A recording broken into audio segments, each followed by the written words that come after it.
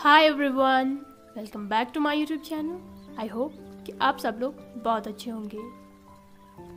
Last part में हमने देखा था कि वांग जी को एक पर्सन मिला था जिसने उसे बहुत ज़्यादा परेशान किया था।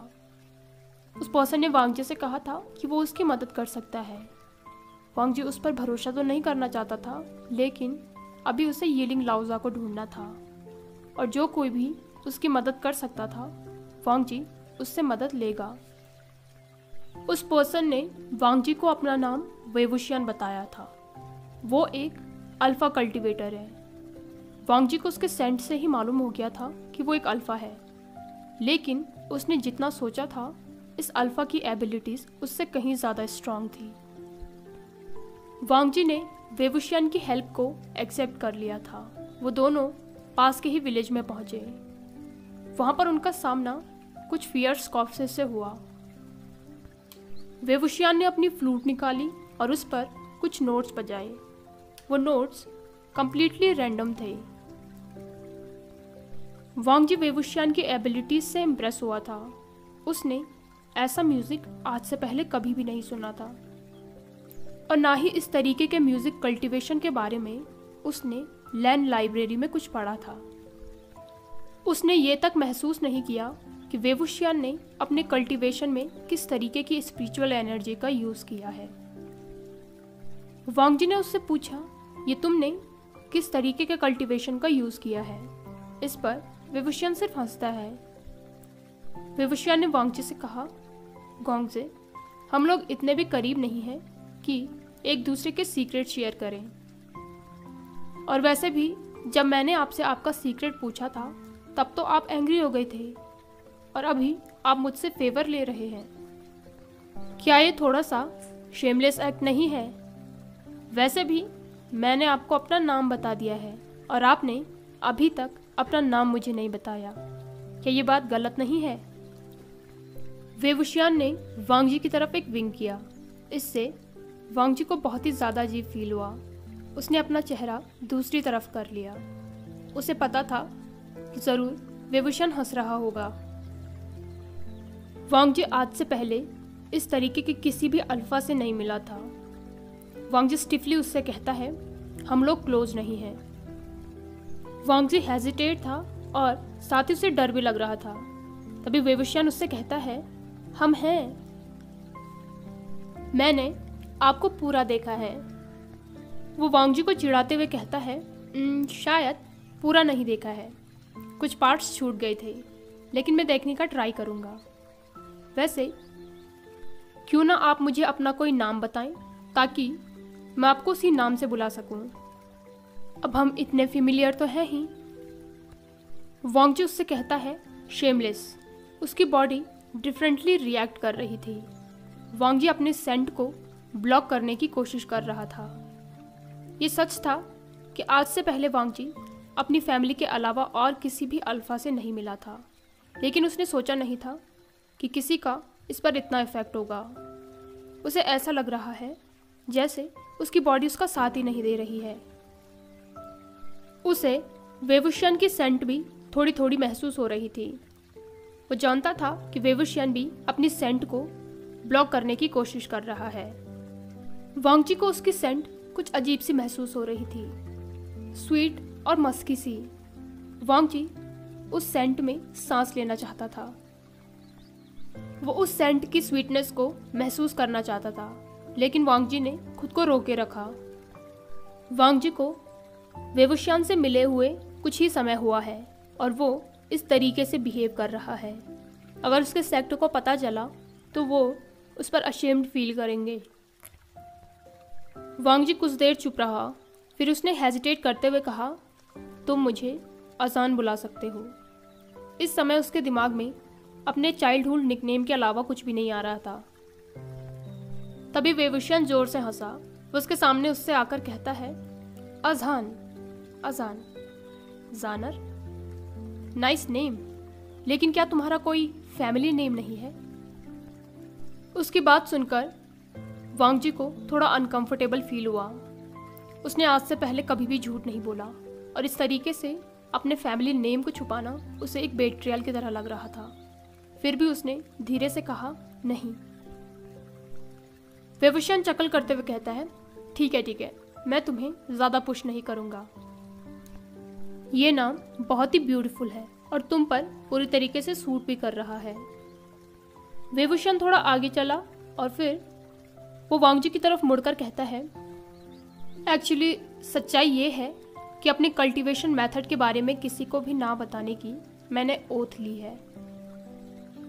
अगर मैं तुम्हें इस मेथड के बारे में बताना भी चाहूँ तो मैं तब भी नहीं बता सकता हूँ। वांगजी भी उसकी बात को समझ गया था, क्योंकि उसके क्लैन में भी कुछ ऐसी मेथड्स होती हैं जिनको कि सीक्रेटली रखा जाता है और उनके बारे में किसी को भी नहीं बताया जाता है, क्योंकि अगर वो मेथड्स गलत हाथों में चले गए तो बहुत बड़ा नुकसान हो सकता है। और उसे वेवुशियन का मेथड भी पावरफुल लगा। अगर वो गलत हाथों में चला गया तो हार्मफुल हो सकता है। वेवुशियन वांगजी से पूछता है, अजान, तुम जैसा यंग ओमेगा ब्यूरियल माउंट्स क्यों जा रहा है? यीलिंग लाओजा को ढूंढने अक्सर बुरे और हताश लोग जाते हैं। तुम्हें उस डीमन से क्या चाहिए? इस पर वांगजी कहता है, मुझे उसकी हेल्प चाहिए अपनी फैमिली के लिए। वांगजी की बात सुनकर विंग के चेहरे पर जो स्माइल थी वो चली गई। वो कहता है, ओह, क्या तुम्हारी फैमिली में कोई बीमार है? क्या उन्हें मेडिसिन की ज़रूरत है? वांगजी ने विंग की बात का कोई भी जवाब नहीं दिया। उसने अपना चेहरा दूसरी तरफ कर लिया। उसकी आंखों में क्लाउड ड्रेसेस की वो इमेजेस आ रही थी जहाँ पर क्लाउड ड्रेसेस जल रहा था। उसने टाइटली अपने हाथों की मुट्ठियों को कस लिया। विंग ने भी उसे देखकर नोट किया। विंग ने उससे कहा, मैं समझ सकता हूँ, फैमिली के लिए कुछ भी, इसीलिए तुम इतनी दूर ट्रैवल करके आए हो। इस बात पर वांगजी ने नोट किया। वो दोनों बिना बात किए बहुत लंबे समय तक चलते रहे। विंग धीरे धीरे कोई सीटी बजा रहा था। वांगजी विंग को इतने टाइम तक चुप देखकर सरप्राइज हो गया था, क्योंकि वेवुशियन बहुत ज्यादा बोलता है। तभी वांगजी ने उस साइलेंस को खत्म करते हुए वेवुशियन से पूछा, तुम ब्यूरियल माउंट्स का रास्ता कैसे जानते हो? इस पर वेवुशियन ने सीटी बजाना बंद कर दिया।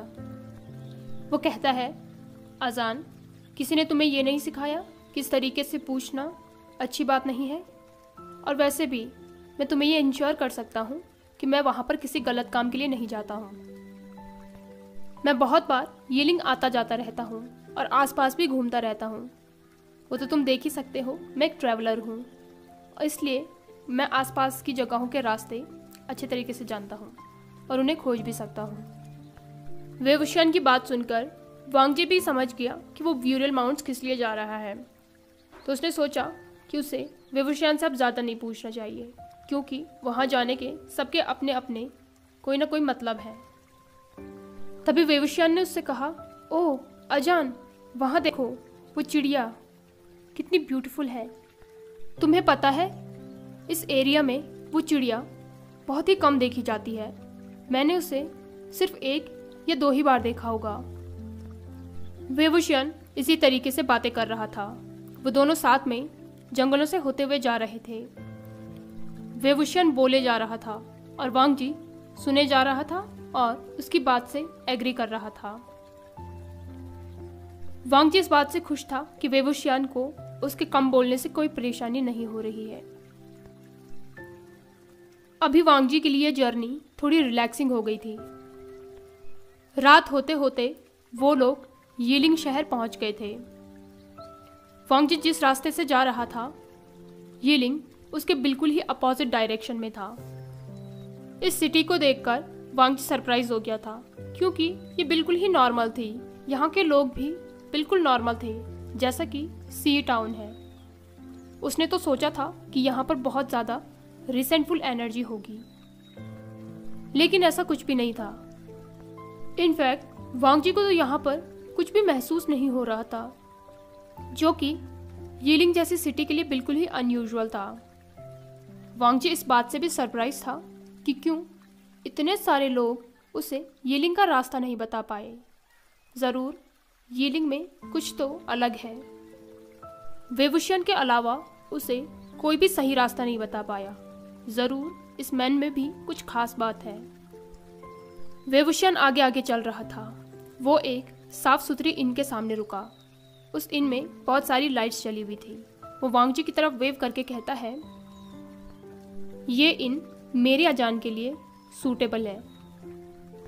वेवुशियन की बातें सुनकर वांगजी ने अपनी आंखें छोटी छोटी कर ली। वो इनमें अंदर जाते हुए कहता है, मैं तुम्हारा नहीं हूं। उसने वेवुशियन की तरफ नहीं देखा और सीधे अंदर जाकर एक बड़ी सी खिड़की के पास वाली टेबल पर वो बैठ गया। वांगजी विंडो से बाहर शहर को देख रहा था, जो कि रात के अंधेरे में चमक रहा था। चांद भी पूरा खिला हुआ था और बहुत सुंदर लग रहा था। वांगजी उस शहर के उन पेड़ों को पहचान नहीं पा रहा था, क्योंकि वो उसके क्लाउड ड्रेसेस की तरह नहीं थे। तभी वेवुशियन भी उसके सामने वाली सीट पर आकर बैठ गया। उसका चेहरा अभी भी स्माइली था। वांगजी ने उसकी तरफ एक ग्लेयर किया। एक अल्फा को ओमेगा के साथ नहीं बैठना चाहिए, ये इम्पोलाइट है, क्योंकि एक अल्फा की सेंट ओमेगा के स्पेस को इन्वेड कर सकती है। लेकिन वेवुशियन तो वांगजी के पास ही बैठ गया और यहाँ तक कि वो अपनी सीट को उसके और भी क्लोज कर रहा था। वांगजी ने भी अनकंफर्टेबली अपनी सीट को खिसकाया। उसे वेवुशियन के साथ बहुत ही अनकंफर्टेबल फील हो रहा था। उसकी बॉडी बहुत ही डिफरेंटली रिएक्ट कर रही थी। तभी वेवुशियन उससे कहता है कि बात है अजान, तुम्हारे चेहरे पर स्माइल ज़्यादा अच्छी लगती है। इस पर वांगजी ने उससे कहा, तुम मजाक कर रहे हो। वेवुशियन उससे कहता है, अरे नहीं, ऐसा कुछ भी नहीं है। तुम जैसे ब्यूटीफुल ओमेगा को शादी के प्रोस्पेक्ट से सोचना चाहिए। तुम तो बहुत सारे यंग ब्यूटीज़ को अपनी स्माइल से अपनी तरफ अट्रैक्ट कर सकते हो। वांगजी ने वेवुशियन की तरफ एक ग्लेयर किया। उसे उसकी बातें सुनकर बहुत गुस्सा आ रहा था। वांगजी का मन कर रहा था कि वो साइलेंसिंग स्पेल का यूज़ करके विंग का मुंह बंद कर दे, लेकिन अगर वो ऐसा करेगा तो वेवुशियन को पता चल जाएगा कि वो कौन है। तभी विंग कहता है, ओ यंग ब्यूटीज नहीं, तुम्हारा यंग जेंटलमैन के बारे में क्या ख्याल है, हैंडसम कल्टीवेटर अल्फास। तभी वांगजी ने जोर से टेबल पर अपनी टी कप को स्लैम किया। वो सोच रहा था कि वेवुशियन इस तरीके की बातें यहाँ पब्लिक में कैसे कर सकता है, और इससे भी बुरा वेवुशियन इस तरीके से वांगजी की इंसल्ट कर रहा है। वो सिर्फ उसे एक मेयर ओमेगा समझ रहा है। वांगजी को इतना गुस्सा आ गया था कि उसका मन कर रहा था कि वो अपनी बीचें निकाले और वेवुशियन से कहे कि वो उसके साथ ड्वेल करे। तब उसे पता चलेगा जब वो इस ओमेगा से हारेगा। वांगजी को इतने गुस्से में देखकर वेवुशियन को हंसी आ रही थी। वो वांगजी के पास गया और उसने धीरे से अपनी सेंट को अनलॉक किया। इससे पहले कि वेवुशियन उस पर कोई और कमेंट करता, वांगजी अपनी सीट से उठकर दूसरी तरफ चला गया। वो कहता है कि तुम्हें कोई परेशानी है। वेवुशियन उसकी तरफ देखकर स्माइल करते हुए कहता है, मुझे क्या परेशानी होगी। वो वांगजी को टीज करते हुए कहता है, लेकिन अजान, तुम्हें क्या प्रॉब्लम है। वांगजी उससे दूर बैठते हुए कहता है, इस तरीके से अनमैरिड ओमेगा और अल्फा का इतना नजदीक बैठना इम्प्रॉपर है। इस पर वेवुशियन हंसते हुए कहता है, ओ हाँ, ये मुझ जैसे लोबोन अल्फा के लिए इम्प्रॉपर है। मुझे माफ कर दो, मैंने खुद को मैनर्स नहीं सिखाए हैं। वेवुशियन के टॉन्टिंग वर्ड सुनकर भी लान वांगजी का गुस्सा कम नहीं हुआ। वो वेवुशियन से दूरी पर बैठा और उसने अपने लिए चाय निकाली। वेवुशियन वांगजी को ही देख रहा था, जो कि साइलेंट था। वो कहता है, लगता है कि मेरा स्टेटस इतना भी नहीं है कि मैं तुमसे माफ़ी मांग सकूं। मुझे ये पहले ही समझ जाना चाहिए था जब मैं तुमसे पहले मिला था। तुम मुझ जैसे एक रॉक कल्टीवेटर से बहुत ज़्यादा अच्छे हो। वांगजी जानता था कि वेवुशियन जानबूझकर उसकी इंसल्ट कर रहा है, लेकिन फिर भी उसने पोलाइटली वेवुशियन के लिए भी टी पोर की, जो कि वेवुशियन डिजर्व नहीं करता है।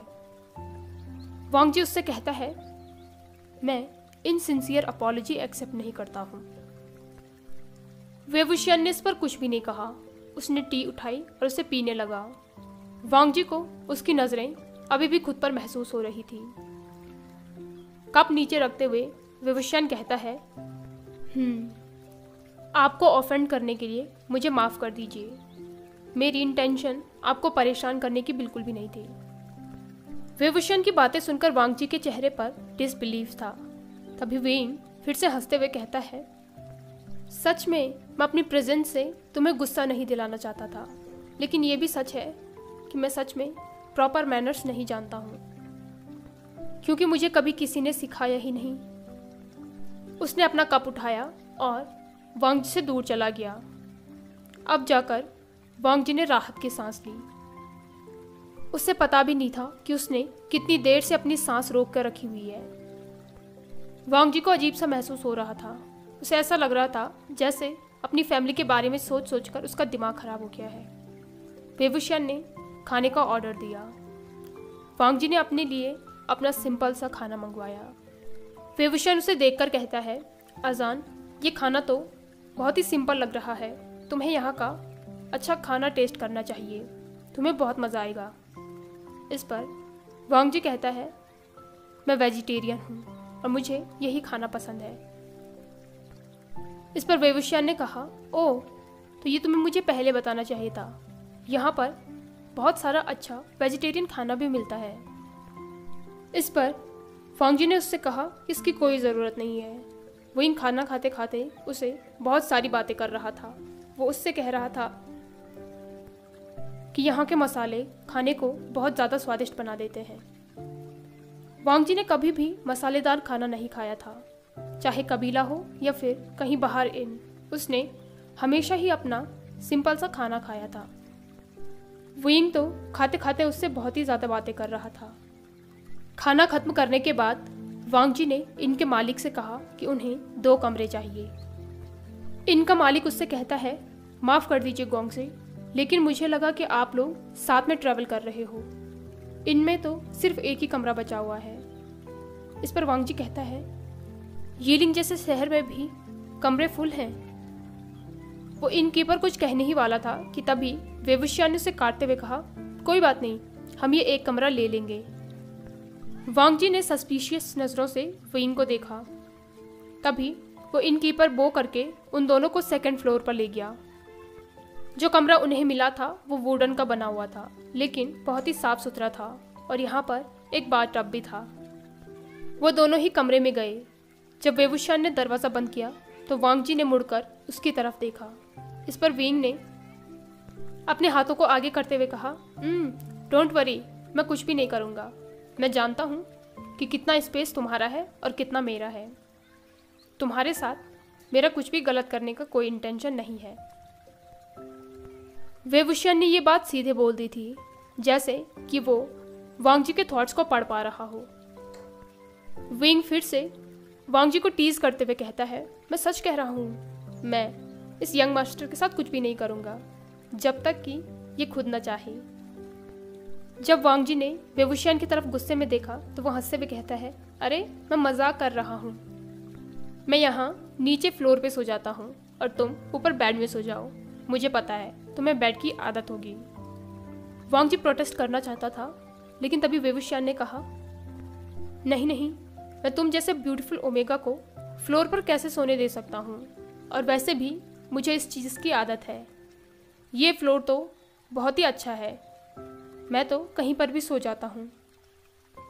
वेवुशियन की बातें सुनकर वांग जी कंफ्यूज हो गया था। वो सोच रहा था कि कहीं पर भी सो जाता है। क्या वेवुशियन के पास कोई जगह नहीं है? क्या उसका कोई घर नहीं है? वांग जी ने नोट करके वेवुशियन से कहा, थैंक यू, अगर तुम्हें कोई परेशानी नहीं है तो मैं बेड ले लेता हूँ। वेइंग ने हंसते हुए उससे कहा, हाँ हाँ, फॉर्मल होने की कोई ज़रूरत नहीं है, तुम बेड पर सो सकते हो। वेवुशियन वांग जी को चिढ़ाई जा रहा था, इसलिए वांग जी ने उससे कहा, क्या मैं सोना चाहता हूँ। वेवुशियन ने उससे कहा, इतनी जल्दी? लेकिन फिर वो मान गया। वांग जी ने अपने आउटर रोब्स को निकाला और वो बेड में चला गया। वो धीरे से वेइंग को देख रहा था। वेइंग ने भी अपने आउटर रोब्स को निकाला और उनको वहीं साइड पर रख दिया। जब वांग जी ने यह महसूस किया कि अब वेइंग कंफर्टेबली सो गया है और वो कुछ भी नहीं करेगा, तब उसने राहत की सांस ली। विंग थोड़ा अनकंफर्टेबल लग रहा था, इसलिए वांग जी ने चादर उठाकर विंग को देते हुए कहा, वे वुशियन, इसे ले लो। विंग ने उससे कहा, अरे नहीं, इसकी कोई ज़रूरत नहीं है, मैं ठीक हूँ, तुम खुद को कंफर्टेबल रखो। इस पर वांग जी कहता है, मैं ठीक हूँ, तुम ये रखो। विंग कहता है, अजान, सच में मैं ठीक हूँ, चिंता करने की कोई ज़रूरत नहीं है। वांग जी उससे कहता है, मैं तुम्हारी चिंता नहीं कर रहा हूँ। वांग जी ने अपनी आंखें बंद कर ली। वो आगे कोई प्रोटेस्ट नहीं करना चाहता था। गहरी सांस लेने के बाद वेवुशियन ने उससे वो ब्लैंकेट लिया और उसे थैंक यू कहा। विंग कहता है, तुम सच में ज़िद्दी हो। विंग ने वो ब्लैंकेट ओढ़ लिया। ये देखकर वांग जी भी रिलैक्स हो गया था। बाहर से अभी भी आवाज़ें आ रही थी। वो दोनों ही गहरी नींद में सो गए, क्योंकि दोनों ही दिन भर बहुत थक गए थे। हाय एवरीवन, आई होप कि आपको आज का पार्ट पसंद आया हो। अगर आप लोग चैनल पर नए हो तो चैनल को सब्सक्राइब कर दो और वीडियो को लाइक भी। Thank you.